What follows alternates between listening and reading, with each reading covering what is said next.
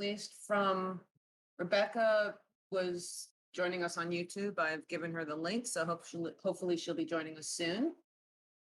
But yeah, take it away, Michaela. Sounds good. Hi, y'all. Thank you so much for joining us. Um, I am Michaela, and I think just to do quick housekeeping, it's probably easiest if we keep ourselves all muted to avoid any back channeling audio while we are doing the workshop, but I will allow there to be times we open up for discussion and we open it up for people to share. So just want to give everyone that heads up. I'm just going to start by sharing my screen, which will sort of be the way that I move us through this workshop experience. I want to start, sorry, give me 1 second. I'm not as useful on Discord as I am on Zoom, so thank you for everyone's patience. I want to start first with just a quick solidarity statement and an Indigenous land acknowledgement. So for me, I'm based in New York, so today's workshop is being produced from the Lenape Canarsie territories in what's commonly known as New York. We acknowledge and pay our respects to the people of these nations, past, present, and emerging. I also want to say that I stand in solidarity to end white supremacy, anti-blackness, patriarchy, homophobia, transphobia, poverty, ageism, and ableism. I also stand in solidarity against racial violence against Pacific Islander and Asian communities, and against Black, Indigenous, and other communities of color. The work I do, especially in XR and experience design making, is to raise awareness concerning individual, institutional, and systemic violence against these communities, and I stand in solidarity with their struggle. So I just like to open that up with just a values-aligned statement. Now I will share my screen so we can jump into this workshop. So I want to give everyone a quick background about me. I went to school for journalism and I studied nonfiction storytelling. While I was in journalism school, I decided to do what's called a study abroad experience where I dropped out of journalism school for 9 months and I actually went and I danced and performed on Disney Cruise Line. When I was on Disney Cruise Line, I realized that there was a really immersive and interactive quality of being on this cruise ship that was completely Disneyfied, and I wanted to bring that same immersive, interactive type of quality of work to the work I was doing in journalism and nonfiction storytelling. I also got back to school and started working for a lot of different theme parks as a performer. So I worked at Disneyland, SeaWorld, and Legoland in Southern California. After I graduated from journalism school, I realized that I really wanted to explore immersive interactive mediums, and that's where I fell into virtual reality. I moved to New York to work for Life magazine on a project they called Life VR, and since then I've worked on a lot of different interesting projects that include virtual reality, augmented reality, artificial intelligence, volumetric video capture, as well as physical installation design. So I myself may not be a prescribed game designer, but I definitely understand what it takes to design an experience for people from beginning to end. Face to Face was a collaboration between me and a woman who actually wore a facial prosthetic, and we built a physical installation as well as a virtual reality experience inside of the installation, very much in the hyper reality idea like The Void. But for that project, it was more of a documentary. One of my current virtual reality projects is a 3D animated film called The Tao. It's been at a lot of different places. It's doing a lot of really cool things, and I'm really excited about that. These are some of the other people I've worked with in my career on the entertainment vertical, in the production vertical, as well as in the more institutionalized verticals of museums and artist environments. So we're going to jump into the workshop now. I just want to let everyone know that I cannot see you, but I can hear you. So if at any time I'm ignoring anyone, just unmute yourself and let me know, because I don't want anyone to think I'm ignoring them. I just can't see anybody on the screen, but I can hear them. So you might have to interrupt me at some point while I move you all through this workshop. So the workshop today, we're just going to take a few moments to set up all the different things we'll need. So just wherever you are in the world, go ahead and grab 3 different items or objects. Wherever you are, whatever you're doing, just go ahead and grab those objects around you. I'm going to give you all a few moments to do that. None of these objects have to be insanely crazy. They can just be objects that speak to you. They can literally be objects that you have sitting on your desk. Again, just grab 3 different objects. I'm just grabbing mine now. Awesome. Even if you're still grabbing your objects, you can kind of listen in on this. I want this to be a yes and environment. This is something that I learned when I worked a lot in theater and performance. Yes and environments means that we are trying to not be completely shut off to what we could learn in this workshop. So, for example, if something's starting to make you feel uncomfortable or something is starting to make you feel uneasy, instead of saying, no, I don't want to do this anymore, maybe you can think, yes, I'm uncomfortable, but maybe this will continue to help me learn and grow. Obviously, if someone feels completely unsafe and they say, no, this isn't for me, feel free to drop off. This isn't a forced workshop on anyone, but I do want to say that I'm going to kind of speculate and help us all think about things, maybe in ways we haven't thought about it before, and it might not all make sense right away. So if you feel something come up for you, like she's making no sense, or I'm confused, or I'm lost, instead of using that type of terminology, you could say, yes, I'm lost and I'm figuring it out, or yes, she makes no sense, but I'm gonna ask this question so that it makes more sense to me. So just wanting to set up the space as a yes and environment. Interactive elements. So I don't think Discord has a chat. I know there's a chat on the YouTube stream. If you're watching on the YouTube stream, go ahead and let Olga know. She'll bring you into the Discord server. The main interactive elements in the Discord server are going to be unmuting yourself and talking Excuse to me. There is a chat. We have an event chat. Great. That is under the events channel. So I think if we're all in Discord, that might be probably the easiest thing to do, since I'm sending everybody from YouTube over here. Perfect. Thanks, Olga. So if you are part of the if you are a part of the Discord, there is an event chat channel. Feel free to drop anything into the chat channel. I personally can't look at it at the same time that I'm looking at this presentation and sharing this presentation. I do not have 2 screens set up right now. So if someone can help me moderate that chat, that would be awesome. Cool. How are we feeling? We're feeling good. Go ahead and unmute yourself and just give me like a yes, feeling okay. Just so I know that we're doing okay out there and I'm not moving too fast. Feeling good. Hey, Awesome. Lori, while we're unmuted, Lori, which one of us will monitor each chat channel? Which one you want? I'll do this one on Discord. Okay, and I'll do the YouTube. All right.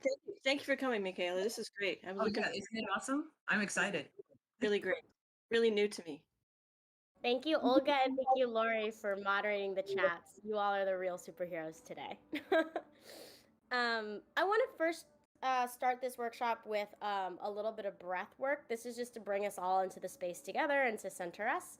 So if you want to just start, you can kind of sit at the edge of your chair or wherever you are currently, however you're seated or standing. Just make sure you're feeling grounded. Go ahead and take your hands, maybe your shoulders, and just shake them out. You've probably been, like me, sitting at a laptop all day, getting a little stiff, a little sore. Here on the East Coast, it's around 6:30, so it's getting to the end of my workday. So go ahead and just take a few moments and move your neck around, move your shoulders around. Just let yourself kind of get comfortable wherever you are. Put some energy back into your body. Take your hands, put them wherever you would like. You can put them on your thighs. You can put one hand on your chest, one hand on your belly, whatever feels authentic to you. We're going to take a deep breath in through our nose. Clearing our mind, holding that breath in, just letting go all the thoughts of the day to bring yourself into this space to have a wonderful workshop. Go ahead and let go of that breath. Try and hold that breath out. I know it's not easy. This is the part that I'm not very good at.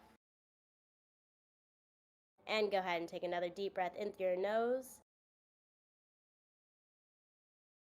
Feeling your ribs expand, feeling your lungs expand. Maybe taking a couple more sips of air. And let it go.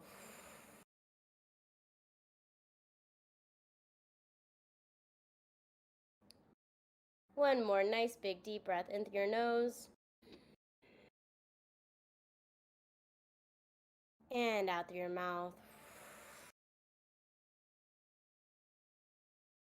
just bringing us back to the centered space.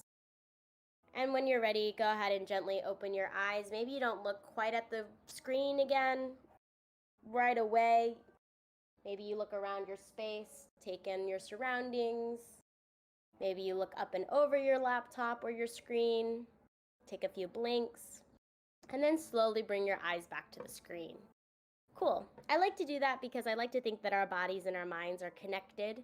So when we're about to open our mind up to do something new, I like to kind of get our body centered. I also know that it's been a Tuesday and we're all coming from different time zones, locations, work lives. It's a nice way to kind of just center us all to be ready to receive any new information.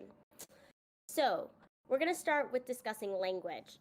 This is definitely not how these things are prescribed in the Webster's dictionary. I just want to establish a language for us to use during this workshop. And this language that I'm establishing is not language that you need to take on with you after this workshop if it doesn't feel like it applies to you. I just want to make sure I'm really clear when I'm discussing different topics. So for me, an experience today in this workshop is a memory created from our many narratives. So for example, you have your family member, you can put in whoever that is, who loves to tell their favorite story when they're sitting around the dinner table. And that story can be crazy, wild, outrageous, it can be simple and funny, it can also be just a day-to-day story they love to tell. Maybe it's the way they met someone they loved. For that person, that memory is an experience.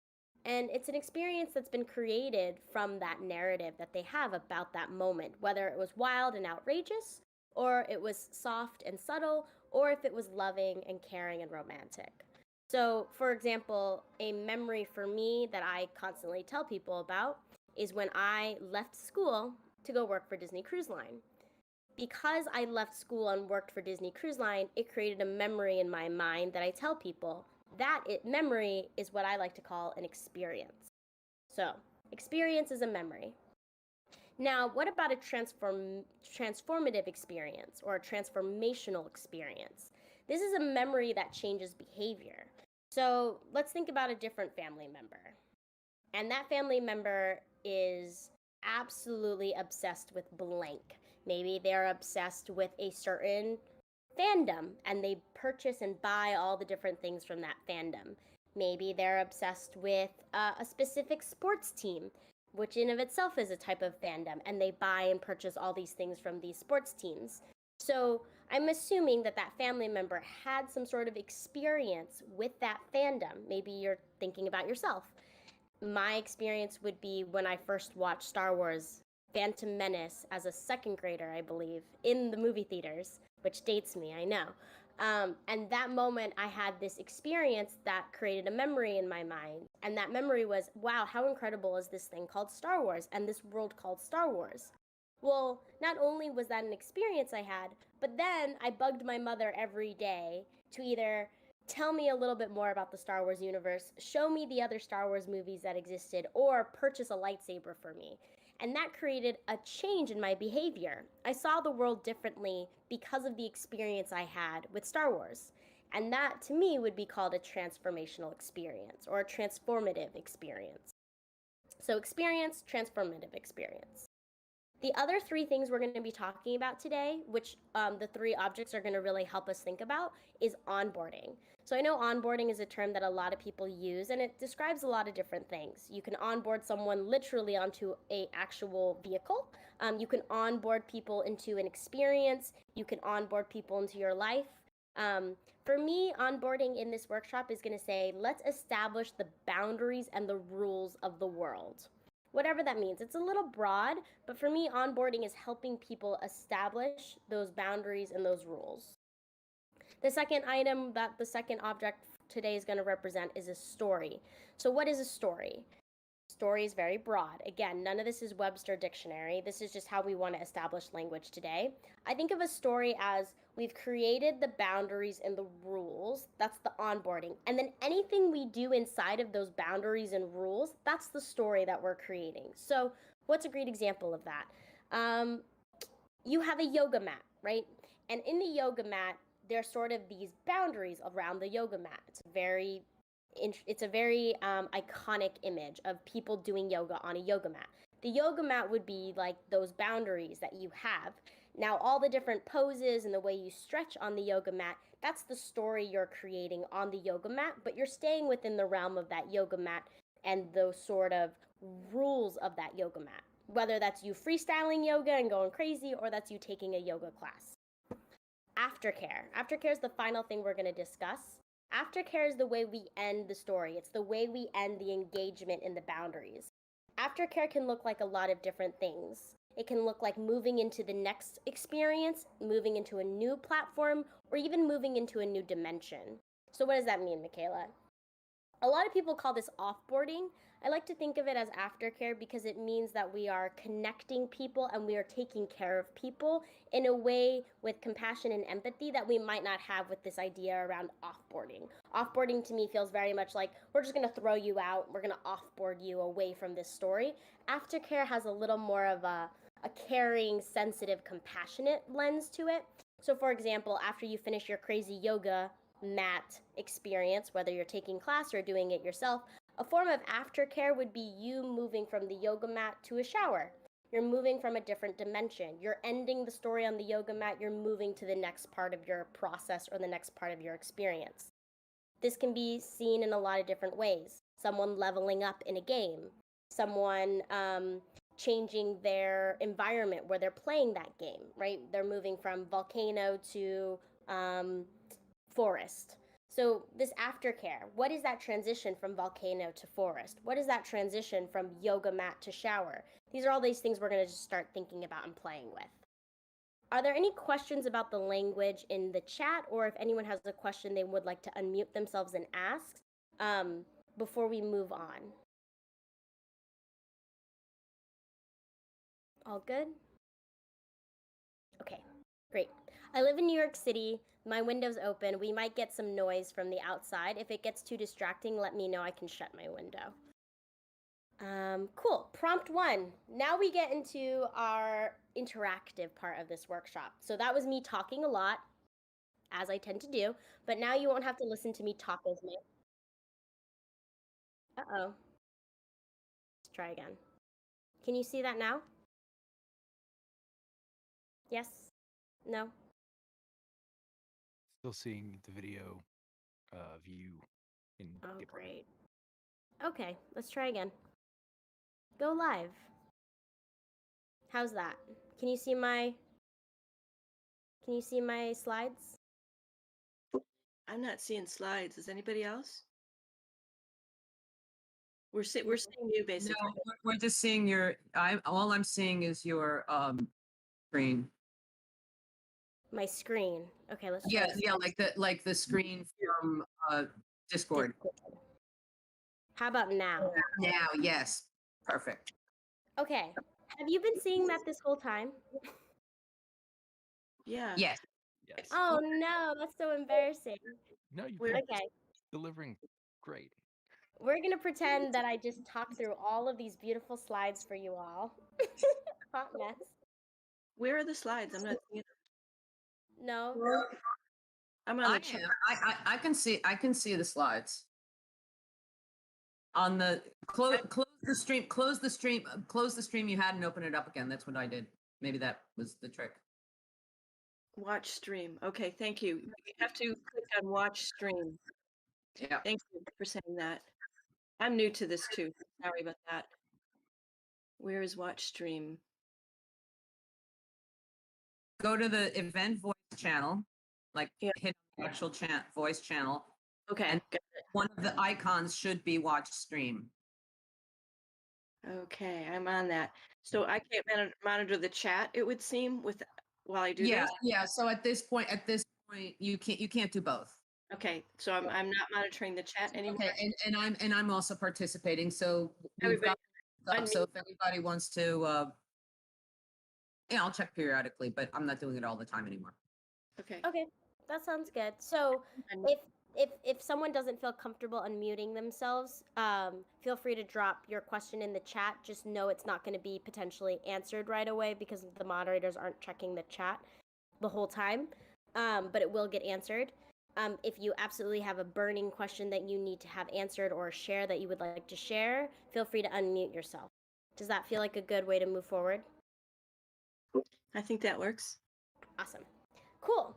Now we get into what I like to call the hands-on interactive part of this experience. So you're going to choose one of 3 objects that you chose. So again, does not matter which one you choose. Just go ahead and grab one.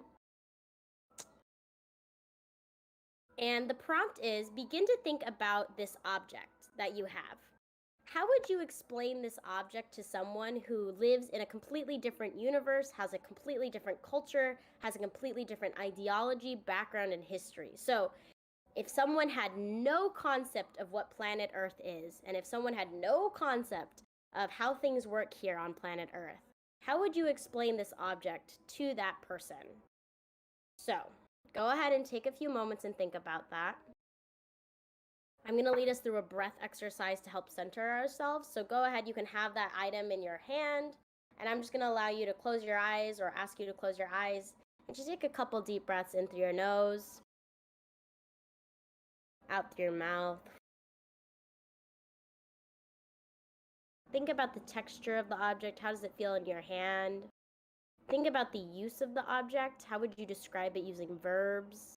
Take a deep breath through your nose, out through your mouth.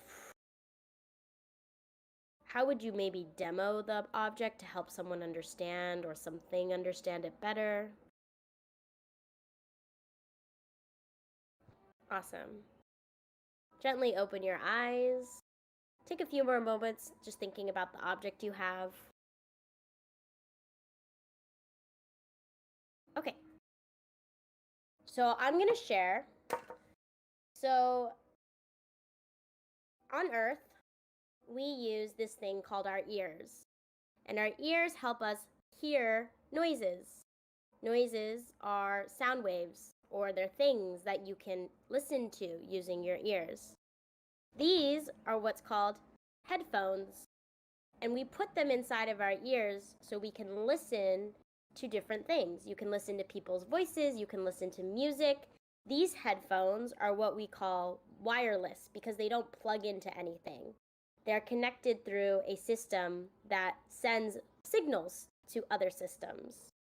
You can make the noise louder and you can make the noise lower by using the volume control on this headphone. You can also start and stop the noise using this button here. So these are my speakers, or my headphones. These headphones are powered using something called electricity. When these headphones run out of electricity, or battery as we call it here in the earth, we plug them in to an outlet. And this is where I would plug my headphone in so that they would charge up so that I can continue listening to things in my ears. These are my headphones. So that's just to give you an example.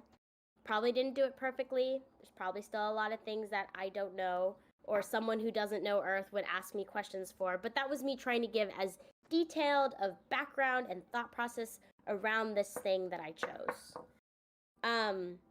I would like to ask for someone to share, but I'm going to give that person a challenge. I would like you to try and share your object with us without using the name of the object. And I would like to see if us from the audience can guess what object you are describing to us.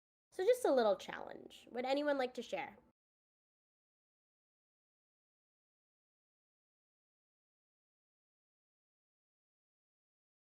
No? Right, I'll do it. Okay, go ahead. No, go, CJ. go. You first. You first. Okay. All right. It's this is something that is actually the concept for this thing is quite old.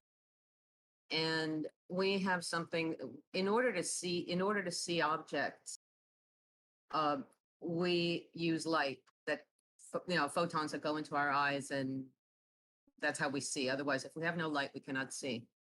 And we now have more advanced forms of light, but this is something that was used for years and years and years, and it's made of organic material, and it utilizes one of the most primeval forms of light that we can make here on this planet, which is called fire. And it's soft, and the longer you hold it, the warmer it gets. Even if it's not lit, it has a string that goes through the middle, and it's made of wax, and so it's an organic material. And you light the string, and as the string burns down to the wax creates a small pool, and it provides a reservoir of fuel that prevents the string from burning, but allows the flame to continue on giving out light.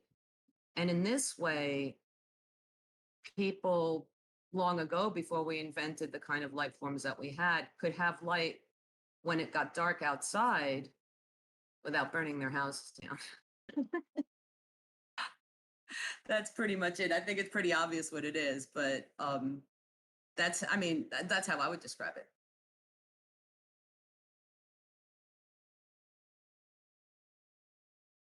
You're muted. You're muted. Michaela, you're muted. I said, from the audience, do we have a guess of what this object is? I'm gonna guess. Thank you, Olga. I'm gonna call it a candle. You are correct.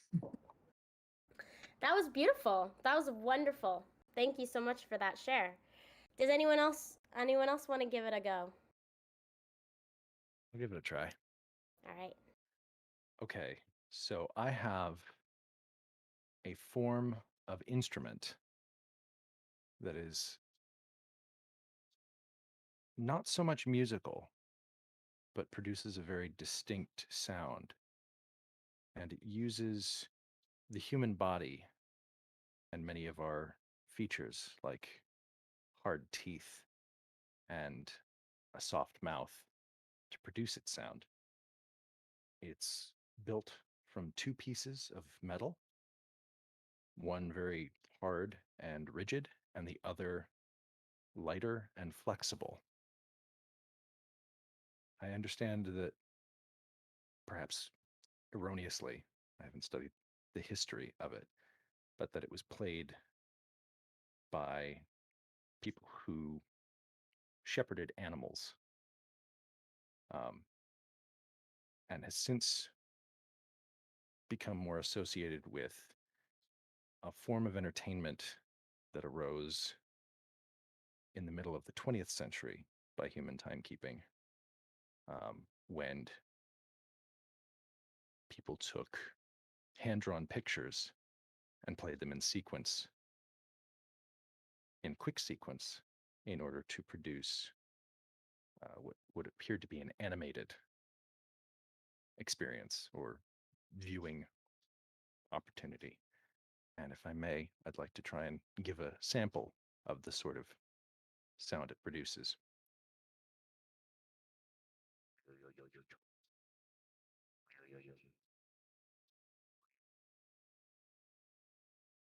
That's my piece. From the audience, any guesses? I didn't hear the sound, but it sounds like a Jew's harp That's what I was gonna say. or a kazoo. My initial thought was a kazoo, but I think I changed my mind. It is a mouth harp. It is a shepherd's harp. Yep.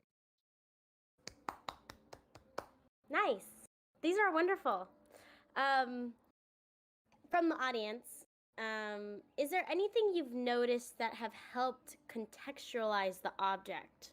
Something that someone said where you were like, oh, it makes the object come to life for you. Was there a way they phrased something, or a way they presented something, or a detail they gave that made you go, oh, now I get it?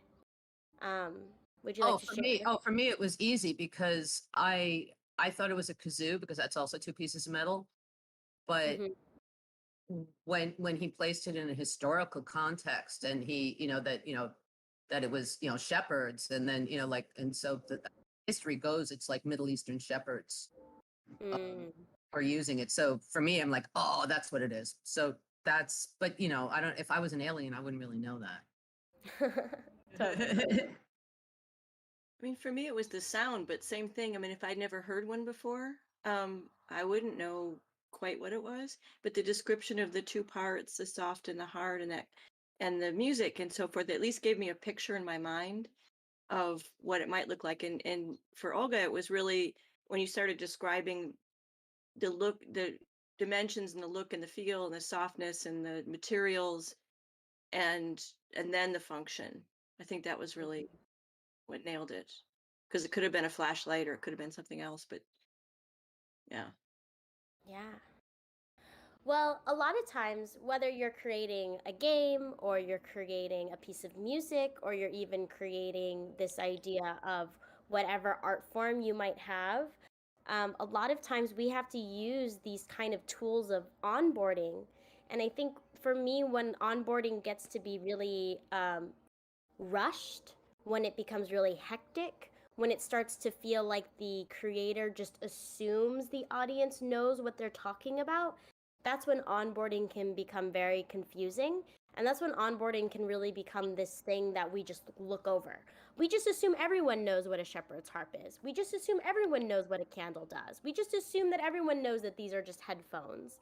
But I think one thing to realize about really good storytelling, inclusive storytelling, accessible storytelling, is that you don't have to just tell somebody this is the object and figure it out. You can give them a way of finding the onboarding of the world or onboarding of the action or the onboarding of the piece of work that can still feel really engaging and can still feel like that person is involved and that person is being guided and led and not just thrown into a situation they weren't ready for. So again, establishing the rules and boundaries. I think both of our participants did a really great job of showing us the rules and the boundaries, right, of what these objects could do. And you can take that into your day-to-day design practices. You know, am I just assuming that the audience is going to know what this is? Have I established the rules and the boundaries of what this object is or what this game mechanic is or what this level can do? Or what, even like when we're thinking about marketing campaigns, have we established the rules and the boundaries around this marketing campaign, or is someone going to be completely lost when they see, you know, the Huggies baby sitting next to the, I don't know, the toilet paper bear without giving them context of why these two very iconic sort of objects are sitting together, right? We haven't given them this like background story of this two companies coming together and partnering on a larger brand, right? We're just throwing them into that idea. So I think onboarding is something that we often overlook, but is something that's really key. And in my day-to-day world, especially when I work in virtual reality, the biggest part of my job is sometimes onboarding people, not even to the experience, but to the hardware, right? When I'm onboarding someone to a headset, I don't want them to feel like they're being rushed. I don't want them to feel like they're asking stupid questions. It's sometimes when I describe the virtual reality headset that I'm about to put on someone's face, it's as if they're an alien that has no idea that what this thing is, has never seen it before. And the way that you all described your objects, the way that you really painted that picture for us, is some of the key mechanics I use when helping someone understand what a virtual reality headset is, what they can do with the virtual reality headset, how they use the controllers, what they'll see when they're inside, etc., without just constantly saying to them, well, it's a virtual reality headset. Don't you know what this is? Don't you know how to use it? Most likely not. So that's just to help tie it into some of my day-to-day work.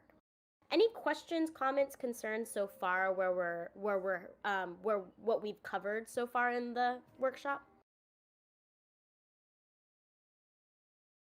Okay, great. We're gonna move on to prompt 2. So go ahead and choose another one of your 3 objects. Again, don't choose the first object, but you should have 2 objects left over that you can choose from. And so go ahead and just choose one of those 2 leftover objects, or one of those 2 remaining objects is probably a better way of saying that. And just go ahead and grab it, however that is, if it's large, if it's small, just have it in your hand. And this prompt is going to be a little bit different, and this prompt is going to be a little bit sticky and maybe a little bit abstract, but we're going to see if we can have some fun with our imaginations. So, you're going to take your first object, and think about the rules, the usage, and the significance that you had from this first object, and begin to think of a story or an experience that you would create with the second object using those rules from the first object. Again, can get a little sticky, but just open your mind up, right? So, for example, one of our participants has a candle, and maybe whatever object they have is probably not a candle now, but how can they use sort of the aspects of the candle to create a story and experience with the second object? I will give an example. I'm not trying to confuse anyone. Again, this is where we get a little more abstract. This is when we can start to think about breaking apart the rules of physics, breaking apart the rules of sort of Earth world, and thinking about it in a more expansive, imaginary way. So just take that second object. We're going to start with a breath exercise. Go ahead and gently close your eyes. Maybe roll your shoulders around, maybe move your neck around. Release any expectations of doing this right or wrong. You're just exploring where your brain goes. Go ahead and breathe in through your nose. Breathe out through your mouth. Breathe in through your nose. Breathe out through your mouth.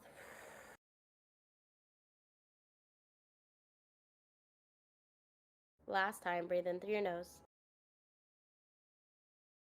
Breathe out through your mouth.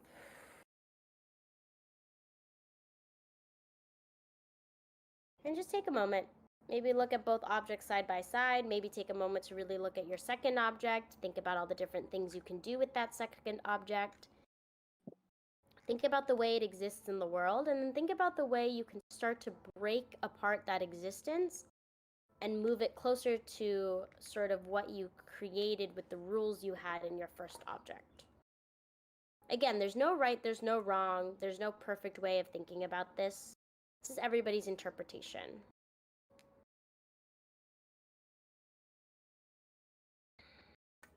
One of my favorite sayings is, you onboard somebody to an experience, but sometimes the story is all about how you break some of those rules in the experience too. Film shows us that a lot. You know, we tell people, you know, you always run this way and you always run that way, but in gaming, sometimes if you run a different way than the path set ahead of you, you unlock the bonus level or you unlock the bonus feature. So sometimes rules are meant to be broken once you establish those boundaries. So I'm going to give this a go. Again, there's no right or wrong way of saying this. My second object is a pen, blue pen. So these were my speakers. I can hear noises through them. I can make the volume go up or down. But something I didn't tell you about was sometimes when these speakers need to have an extra little something, I use this pen as an additional form of hanging for these speakers. So I can put these speakers still in my ears and I can still listen to them, but this pen sort of plays as like a necklace. It's like a jewelry that I put on myself so that I'm not just wearing headphones, but now I'm wearing this exquisite piece of jewelry inside of the speakers that I'm listening to. I now have a visual experience too. Sometimes I add more pens to this to give it an even more a more regal look to the necklace that I am making using these speakers, using these headphones. I keep saying speakers. Sometimes I place them behind me, not just in front of me, but behind me. So like a little cape. But all the time I'm still listening to the music. I'm just adding this layer of experience by adding these pens to my headphone stream. Sometimes I also think of this as a way of hanging up my headphones. So sometimes I'll put my pens here on top of my computer, which you can't see right now because you're looking at me through my computer, but maybe I'll hang my headphones in an easy way. I can look at them and find them by having these additional objects sort of be placed into them. So that's the experience or the story that I built alongside of my speakers, my headphones, I keep saying speakers, with these pens. Again, super abstract, super weird. You were like, Michaela, where did you go with that? I don't know where I went with that. I really just riffed. I didn't have that planned out at all. I just used my imagination and thought about ways these two objects that don't normally go together, just ways they could go together. So would anyone from the audience like to give it a go? Give us an example.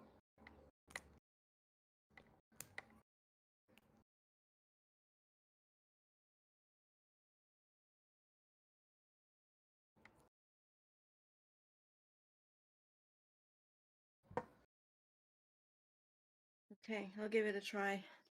Okay. I'm on the shy side. So my first object is my grandmother's little homemade self-published cookbook. Oh. And I just happen to have on my desk. And my second object is an Australian Outback hat. I'm still supposed to tell you that, right? What they are. And what these two made me think about together was sort of outbacking camping and trying to figure out how to gather all the food, which I would do in a hat. I would just go out and find roots and berries and nuts and any herbs that I could find, and I would be able to put them in the hat. But then I also thought, instead of carrying this book, it's not a big book, but it's kind of it's kind of an extra if you're traveling on the road and you don't want to carry too much. So I would just sort of tuck the recipes in the brim that I want to do for that day. So while I'm out gathering my food and getting ready to cook, that, I wouldn't have to worry about carrying the book around or having it, load me down. I would instead just bring all the food back and have my recipe right there ready to go in the Outback. And then kind of while wearing the hat, it would signal it's time to eat, for the crowd. So it's like when, Lori puts the hat on and, the things are starting to move, the things are starting to go, it's time to gather around. And I might wave the hat to anybody who's too far away to see, to motion would sort of attract them and bring them around to the fire and to the food. And yeah, so I think as far as I got with that. That was wonderful. Thank you. I think something to mention is onboarding can feel very it can feel like a tool, right? It's very like, hey, I have to do this to get to this.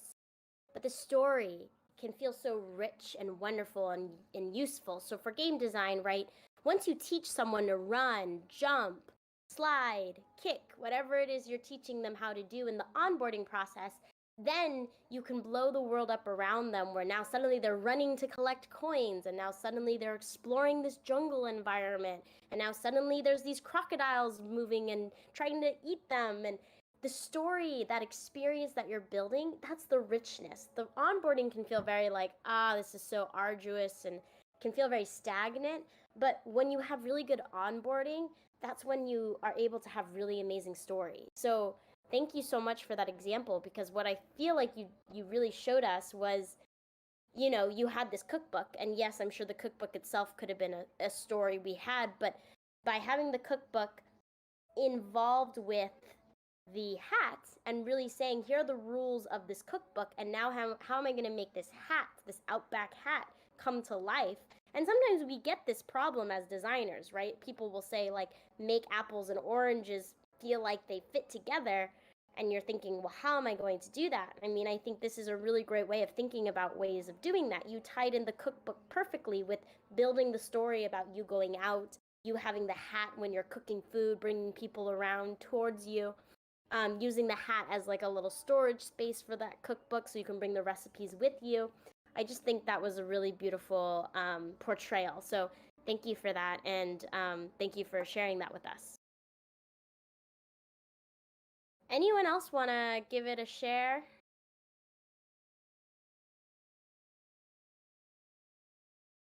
Nope. All good. We can move Say a on. couple things. Oh I yeah, can go do a ahead. quick one. Yeah. So hi, so this is Rebecca. So I grabbed knickknacks. And the first one is just like a little thing that says the word dream. So, I kind of jumped into sort of like some thoughts about the second one, which is a little teeny snow globe.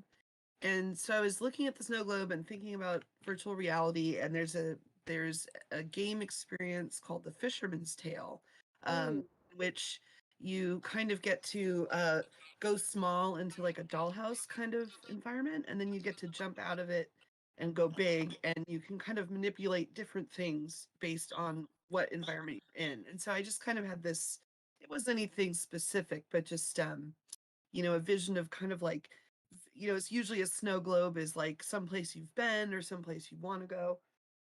And so it's the concept of visiting that place at the same time as you're creating a memory of it, and then kind of coexisting. Um, so that's all it was about. It wasn't anything more specific than that, but I enjoyed it. You're muted. You're muted, Michaela. You're muted again. Sorry, I try to mute myself so there's no feedback noise for anyone else when they're sharing, and then I forget that I mute myself, and then I try to talk. Thank you.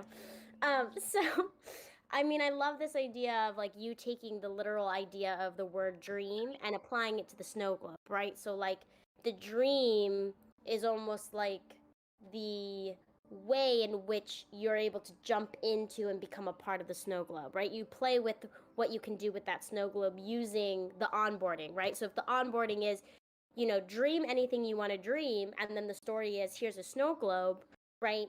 What you've given the user or the audience member is the ability, or what we call agency, to move and change and adjust themselves, and then you give them sort of the story of the snow globe, and the experience they choose to do with that, like you said, probably would involve scaling themselves up and down, changing their size, getting inside of the snow globe, making the snow globe larger than life. And so that's also a part of onboarding. Sometimes onboarding and story, you don't tell the audience exactly how to do it. You just give them the rules, or you give them the boundaries, and then you let them play with it. And that's some of the more what we would call serendipitous moments of experience design. No one tells you when you go to Disneyland you have to ride Space Mountain. A lot of people choose to ride Space Mountain, but some people have the most magical time just sitting on the lawn and watching the castle goers take pictures with the castle. No one tells them what they have to do. They get to make that agency of choice for themselves. And that's serendipitous for people. Cool. Thank you for sharing. Final prompt. Sorry, there we go. Gonna get through this. Actual XR experience. So for me, when I work in XR, is I actually have to show someone content inside of the headset. So that's the story sometimes that I have to show. I have to onboard someone into the headset, get them into the experience, and the actual XR experience they're watching is the story that I've given them. And if I've taught someone how to move around with the headset, if I've taught someone they can walk around, they can pick things up, and then I put them in an experience where they walk around and pick things up, that's a part of that onboarding process that ties back into the story that they're going to experience. So again, just tying it into like some of my work I've done. All right, the last prompt. Everyone saw this coming. I don't think this is a surprise to anyone. Choose whatever object you have left over. Mine is going to be my cup of milk that I was drinking earlier today. So go ahead and just choose that object. We're going to take a beat. We are going to take a beat, close our eyes, and just gently breathe in through our nose, out through your mouth. We're going to center ourselves before we jump into this prompt. Breathe in through your nose, out through your mouth. Last one, in through your nose, out through your mouth. And feel free to stand, feel free to walk around. You don't have to stay seated. You can maybe move your arms, move your neck, whatever your body needs to. Because your body's just as important as your head or your brain. Okay, so this final object is going to be the object that we think about with aftercare. So again, it's very broad. This is when we go into the world of imagination. You can take this object and make it a takeaway point, something that someone takes with them. You can take this object and make it a closure point. Maybe it's sort of the finale moment of whatever it is you're building with your other objects. Maybe this object is a way they move the experience into a new dimension. So all these different things we can think about when it comes to this third object. So again, you have your rules of your world, your onboarding. You have your story. These are the things people can do to make it fun.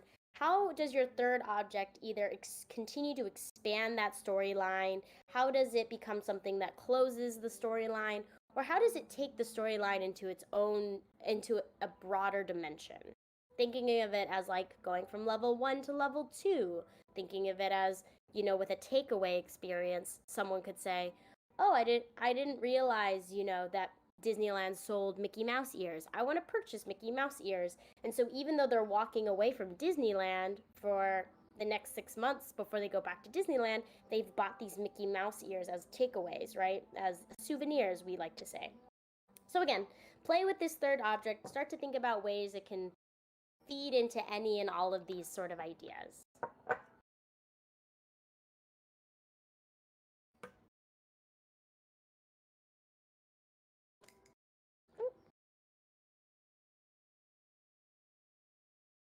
I'll start with my quick example.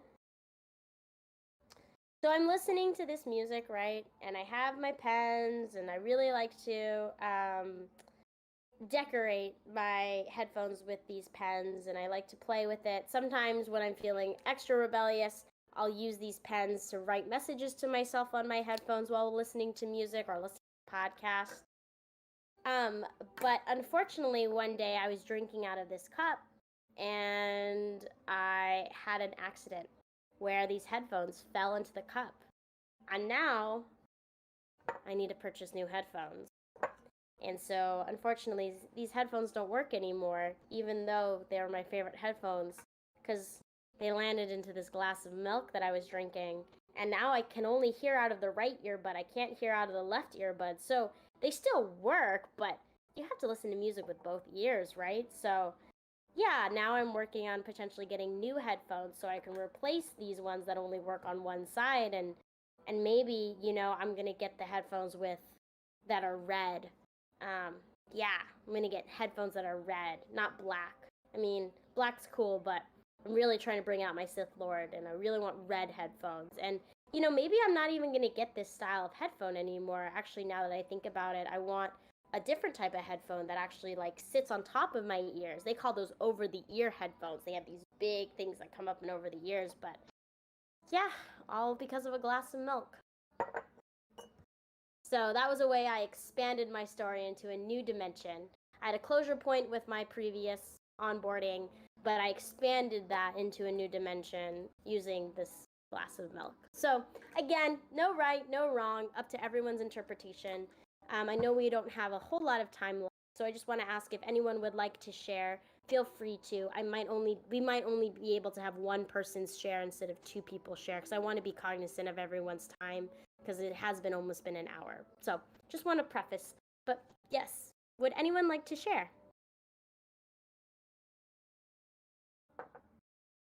Speaking of, I'm going to drink some milk. Yes.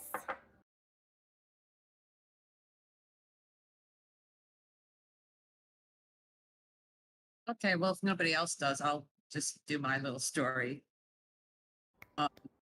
Yeah, so I have my second object was, I don't know if you've ever seen them. It's a dried lotus bud.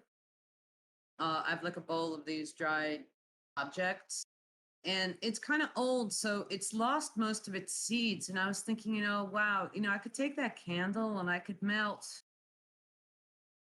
wax into each one of those little holes that it has, because it's got like a whole bunch of different holes. And you know, I wouldn't use up the whole candle, so I'd have some wick left. And I could make like little wicks in each one of those, and I could stick them in while the wax was still, you know, kind of soft. And then instead of like this one big candle, I'd have like this really weird lotus bud candle with all these teeny weeny little candles in it.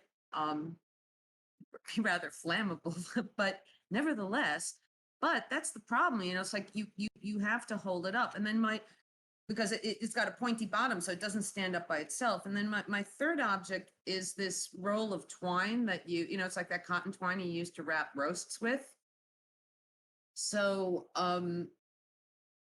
you know, I could make a little chandelier like that. I could make a little loop with the twine, and then I could attach like almost an upside down tripod of strings, and then attach them again at the top, and then I could hang that on something. And then when I lit my little wick, it wouldn't fall over and burn everything up. So that's my story. That's great. I feel like your twine almost gave you a closure point, right? Because it felt to me your onboarding and your story presented us with a problem. And the third object, your aftercare, your sort of closure, was a way of fixing that problem or solving that problem, right? So I'm thinking of like an escape room, right? Where, you have the onboarding of here's everything you can do in this escape room, or here's the problem, and here's what you're trying to get out of. And then you're constantly solving, and figuring out. And the aftercare is celebrating the fact that you have solved this puzzle or this Yeah, problem. I hadn't even thought of the string until you told me to think of the string. I was just like, okay, well, this is great, but like now what he was like, I got to keep holding it. So yeah, that it's exactly like an escape. Thanks. You're welcome. Yeah. And we think about this when we design things. You're like, gosh, how do we wrap it up? How do we finish? How do we make this transformative for our audience? And sometimes when we design games, interactive experiences, marketing campaigns, wherever you work, music, you get so caught up in the story and you're like, I don't know where to go from here. And then you sort of just throw in an ending, or you sort of throw in an aftercare moment, throw in a closure point. And for the audience, that can feel really abrupt. That can feel very like, whoa, suddenly I'm just being taken out of everything. Instead of thinking about transitions and closure and dimension and expanding dimensions of the story, right? Like, that's the end of part one, the DIY chandelier, but what happens maybe when the chandelier needs to get put up into the ceiling, right? And that could be part two of this story experience that you're building. But at least we all felt a sense of closure. We felt a sense of peace with you as you were describing this idea of, oh, and then I found this twine and it works perfectly. And that's what aftercare is meant to do. It's meant to help people feel like, okay, closure. For example, when you finish a level of Mario or whatever, and you see all your coins sort of rack up, and you see all the different things you accomplished and all the things you added to your bag during that level, it's a sense of aftercare. It's a sense of saying, okay, great, there's closure, there's completion, and now I can move to the next level. And sometimes we forget about the importance of aftercare. For me, aftercare is when people take off the headset. Sometimes the headset experience I put people in can be very intense. It can be about people, real people, and their lives and things they go through. And I really don't just think about, oh, what's the thing I'm building for them inside the headset. I also like to think about what's the experience I want to be able to provide for them once they get out of the headset, whether that's even an email follow-up, or that's a quiet space, or that's a discussion. For me, aftercare is actually really key in the work I do when it comes to immersing someone in a headset, because that's a very vulnerable place for someone to be. Just want to add items that we kind of discussed, but we didn't touch upon. Safety and communication is key in everything, whether it's in onboarding, whether it's in story, or whether it's in aftercare, especially when it comes to, working with someone in a headset. But it's also important when it comes to your design life, when it comes to your day-to-day world, when it comes to you working with a new client even. You can even take these concepts and say, okay, here's how I'm onboarding a new client to who I am. I'm offline after 5 p.m. every day. I'm online at 9 a.m. every day. I don't answer calls on the weekends. Here's my hourly rate. Here's my day rate. That's a form of onboarding, right? And then there's a form of story. That's, whatever agreement you have with the client. And then there's a form of offboarding or aftercare. Thank you so much for working for me. Here's my invoice. Please let me know if you need anything else. All these kind of things we think about only apply to what we do as a craft, but not necessarily to our business. Some of these things can also apply to business, because good communication keeps people safe. Communicating, here's my hourly rate versus your hourly rate getting established after you put in 60 hours. Not a very safe place to be when you're communicating or you're trying to communicate with somebody. And just to always remember that our own background, our own familiarity with these objects, with of our world that we're designing, that we're creating, that we're building, is going to sometimes skew us into not recognizing things that might be confusing to other people. So being really aware that, hey, maybe my background as an Asian American female changes the way that I see a story about sexualization of women. So maybe I need to be hyper cognizant of that when I'm thinking about designing an experience and maybe think about the ways that I can put myself in a space of a more neutral space to make people feel safe when I discuss this topic. So just these are all just layers we're adding on. When we think about audience participation and comfortability and safety, and sometimes the design aspect of onboarding and aftercare can alleviate a lot of the frustration points. So many times we focus just in the story and we're like, oh, the story's going to be great, it's going to be amazing. And people usually go, I'm confused, or I'm left with a lot of questions, or this was cool, but I don't get it. Well, it isn't because your story or your experience is bad. It's going to be amazing no matter what because you're putting your effort in. It's just maybe there's some things that some onboarding and aftercare can really help alleviate when you're designing within the world of that story. So yeah, those are some things.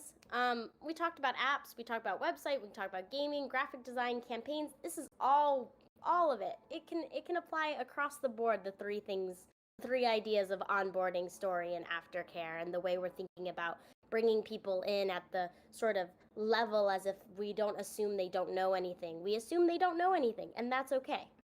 And that all goes back to creating safety and perspective and accessibility and comfortability. And that's the end of the workshop. Ha! I'm over by 1 minute. Sorry about that. But yeah, this is my information. Feel free to reach out. Feel free to stay in touch. I'm an open book. I'm very open to discussing or exploring anything and everything, or talking a little bit more about this workshop.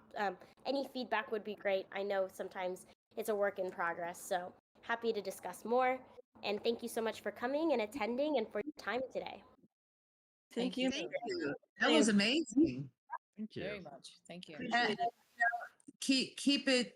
Well, Michaela is going to, when we start doing, start going back to doing live events, hopefully later on this year, Michaela is going to do another workshop. So, keep your eyes peeled on our newsletter and we'll let you know next time she's going to be around. But thank you. That was awesome.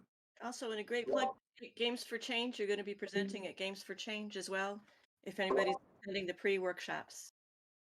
That's correct. Yes, I will be doing a narrative workshop at Games for Change. Great. Thank you. Thank you. Thanks. Have a great night, everybody. Bye. Thank you, Michaela. Thank you, IGDA NYC, for putting this on. Yeah, I hope it was helpful. I hope it was intriguing in some way, shape, or form, and I hope you were able to take